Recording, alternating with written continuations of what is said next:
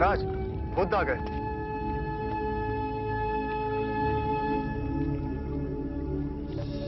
प्रणाम। एक विनती है आपसे। कहिए राजन। पिछले कई दिनों से मेरे स्वप्न में मेरे पिताश्री आ रहे हैं।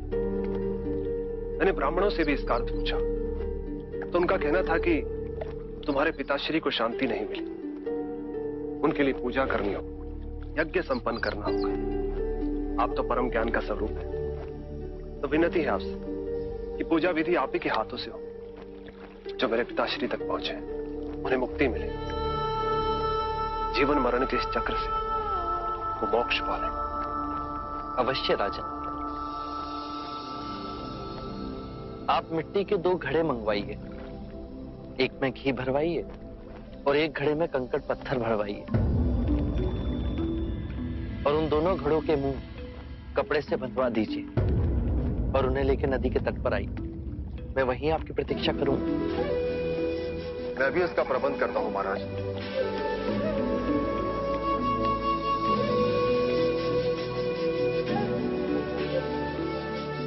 महाराज, अब आप इन दोनों घड़ों को पानी में डाल दीजिए।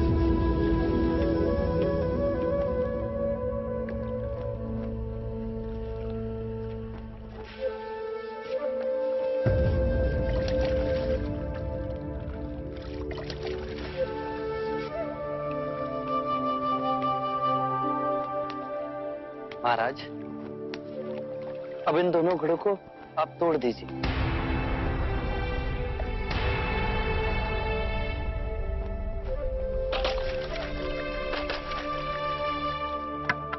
महाराज, अब आप ध्यान से देखिए कि ऊपर उठ पानी पर तैरने लगा। अब बताइए, मेरे या किसी और के पूजा पाठ करने से क्या यह घी नीचे बैठ सकता है? असंभव। ये तो घी का स्वभाव ही नहीं। सत्य कहा आप। उसी प्रकार किसी भी पूजा पाठ, विधि विधान, कर्म कांड के द्वारा पानी के अंदर डूबे हुए कंकड़ पत्थर क्या ऊपर आ तैर सकते हैं? नहीं बुद्ध, ये तो प्रकृति के नियम के विरुद्ध है। तो हम प्रकृति से भिन्न कैसे हुए? हम भी तो प्रकृति का ही रूप है। सत्य कहा बुद्ध। एक सत्य ये भी है राजन, यदि हमारे पूर्वजों ने अपने जीवन काल में कंकड़ पत्थर बोए, दुष्कर्म किए, तो वो स्वाभाविक ही कंकड़ पत्थर की तरह नीचे बैठ जाएंगे। और यदि उन्होंने अपने जीवन काल में सत्कर्म किए तो स्वाभाविक ही घी की तरह ऊपर आ तैरने लगेंगे। जो बोएंगे वही काटेंगे।